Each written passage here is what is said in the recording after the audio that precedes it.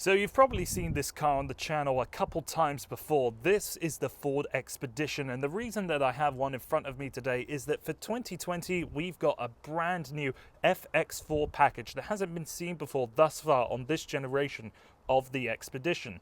Also, I was in Quebec and desperately needed a car to get about, and Ford was happy enough to help me out with that, so many thanks go off to them for this very quick review. So what is the FX4? We've seen this name on the trucks and some of the other vehicles that Ford has offered in the past and currently, but on the Expedition what we get with this package is 18-inch rims with some much thicker tires, some underbody protection that looks after the fuel tank, the engine, the transmission, and the differentials. You'll see that on this model we have chromed running boards that are fixed in place, and this improves ground clearance over the stowaway models, just increases your breakaway angle a little bit. And we also have an electronic limited slip differential in this car.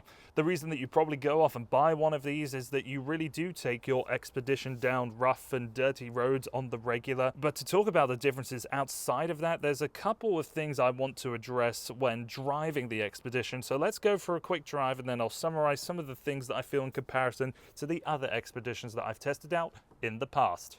So when you get this car out on the highway in any kind of driving situation, the only difference I'm really feeling behind the wheel is that there's a little more chatter in the ride of what I remember last time to driving an Expedition. Not that it really destroys its overall comfort, but I notice it has been a little bit busier over rough pavement. Perhaps that's just what comes along with adding some beef into the suspension, but outside of that, all of the driving characteristics really feel the same. We still have the same 3.5 litre V6 twin turbocharged EcoBoost engine that has 375 horsepower, still have the excellent 10-speed transmission, and a variation of different driving modes of which you can access with that little dial down here.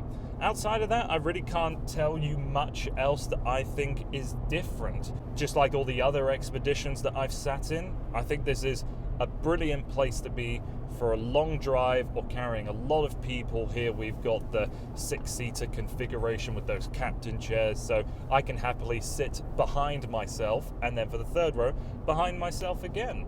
So if you're out there to go and try a Ford Expedition, the FX4 really isn't going to feel that much different to you. If you're looking for the FX4 package, it's only available on the standard wheelbase of the Expedition, and it will cost you an additional 2,500 Canadian dollars.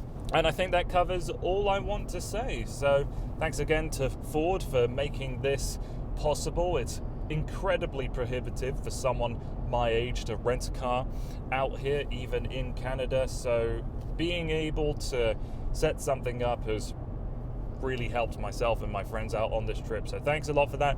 Thanks for watching, and I hope to see you again here soon.